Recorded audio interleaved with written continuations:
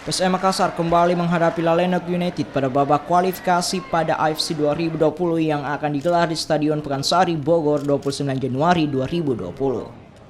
Pada pertemuan pertama di Stadion Kapten Dipta Gianyar, Bali, anak asuh Boyan Hodak unggul 4-1 dari Lalenok United. Meski hanya membutuhkan hasil imbal pada pertemuan kedua nanti, namun pelatih anyar PSM Makassar, Boyan Hodak, berharap anak asuhnya dapat meraih kemenangan. Bahkan Boyan Hodak telah melakukan persiapan untuk menghadapi leg kedua ini dengan mempelajari video rekaman pertandingan pada leg pertama. Jika PSM Makassar berhasil bermain imbang atau menang, maka dipastikan Indonesia akan diwakili PSM Makassar masuk dalam babak penyisian grup Piala AFC 2020 bersama Bali United yang telah gagal di babak kualifikasi Liga Champions Asia.